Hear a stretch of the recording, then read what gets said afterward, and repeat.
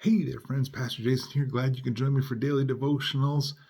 I am in some new spectacles, a new prescription, so you're going to forgive me. Things might be doing a little bit of in and out, trying to get things right here for the next couple weeks, but we're going to press on. We're in Deuteronomy chapters 25 and 26, and we are listening to Moses. He's called the people together. One last charge that he's got for him before he goes up to the mountain and dies. So here we go, chapter 25, verse 1. If there is a dispute between men and they are to go to court, and the judges will hear their case, they will clear the innocent and condemn the guilty. If the guilty party deserves to be flogged, the judge will make him lie down and be flogged in his presence with a number of lashes appropriate to the crime. He may be flogged with 40 lashes, but no more. Otherwise, if he is flogged with more lashes than these, your brother will be degraded in your sight. Do not muzzle an ox while it treads out grain. When brothers live on the same property and one of them dies without a son, the wife of the dead man will not marry a stranger outside the family. Her brother-in-law is to take her as his wife, have sexual relations with her, and perform the duty of a brother-in-law for her. The first son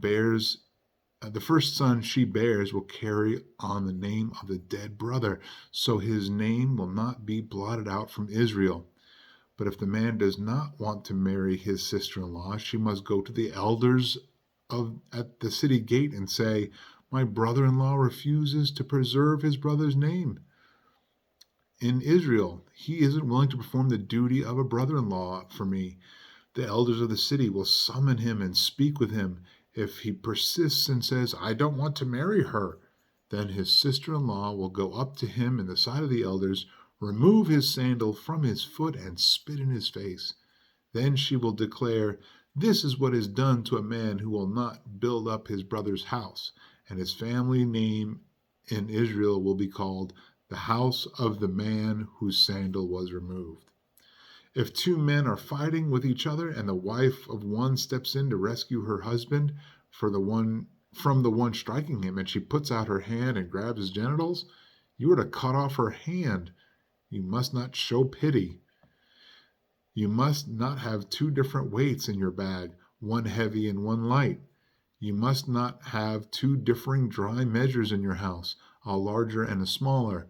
You must have a full and honest weight, a full and honest dry measure, so that you may live long in the land the Lord your God is giving you. For everyone who does such things and acts unfairly is detestable to the Lord your God. Remember what the Amalekites did to you on the journey after you left Egypt. They met you along the way and attacked all your stragglers from behind when you were tired and weary. They did not fear God. When the Lord gives you rest from all the enemies around you in the land the Lord your God is giving you to possess as an inheritance, blot out the memory of Amalek under heaven. Do not forget. Chapter 26, as you might hear Associate Pastor Greg squeaking away on a toy. When you enter the land the Lord your God is giving you as an inheritance, and you take possession of it and live in it, you must take some of the first of all the land's produce that you harvest from the land Yahweh your God is giving you, and put it in a container. Then go to the place where the Lord your God chooses to have his name dwell. When you come before the priest who is serving you at that time, you must say to him, "Today I acknowledge to the Lord your God that I have entered the land the Lord swore to our fathers to give us." Then the priest will take the container from your hand and place it before the altar of the Lord your God. You are to respond by saying in the presence of the Lord your God, "My father was a wandering Aramean. He went down to Egypt with a few people and lived there. There he became a great, powerful, and populous nation. But the Egyptians mistreated and afflicted us and forced us to do hard labor. So we called out to Yahweh, the God of our fathers, and the Lord heard our cry and saw our misery, hardship, and oppression. Then the Lord brought us out of Egypt with a strong hand and an outstretched arm, with terrifying power. With signs and wonders, he led us to this place and gave us this land, a land flowing with milk and honey. I have now brought the first of the land's produce that you, Lord, have given me. When you will then place the container before the Lord your God and bow down to him. You, the Levite, and the foreign resident among you will rejoice in all the good things the Lord has given you and your household. When you are finished paying all the tenth of your produce in the third year, the year of the 10th, you are to give it to the Levite, the foreigner, the fatherless, and the widow, so that they may eat in your towns and be satisfied. Then you will say in the presence of the Lord your God, I have taken the consecrated portion out of my house. I have also given it to the Levite, the foreigner, the fatherless, and the widow, according to all the commands you gave me. I have not violated or forgotten your commands. I have not eaten any of it while in mourning, or removed any of it while unclean, or offered any of it for the dead. I have obeyed the Lord my God. I have done all you commanded me.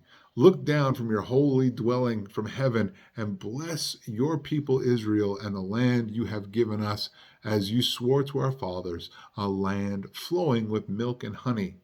The Lord your God is commanding you this day to follow these statutes and ordinances. You must be careful to follow them with all your heart and all your soul.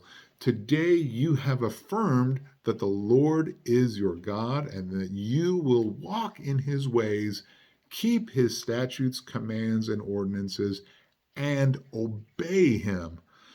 And today the Lord has affirmed that you are his special people, as he promised you, that you are to keep all his commands, that he will elevate you to praise, fame, and glory above all the nations he has made, and that you will be a holy people to the Lord your God, as he promised. All right, Deuteronomy 25 and 26.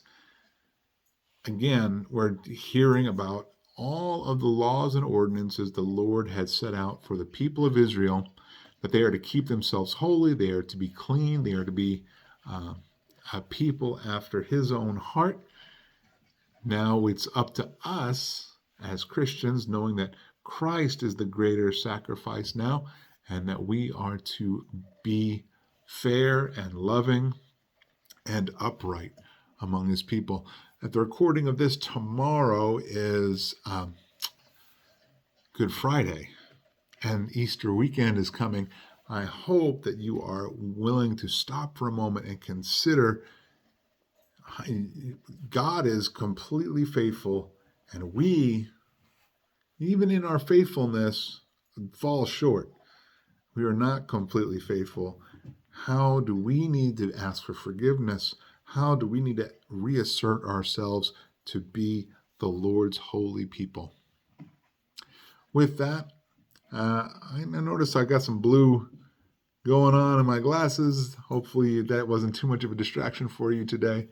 Be blessed, be a blessing, and I'll see you tomorrow when we are in Psalms and it's Good Friday. Have a great Easter weekend, or a great day whenever you're watching this. See you tomorrow.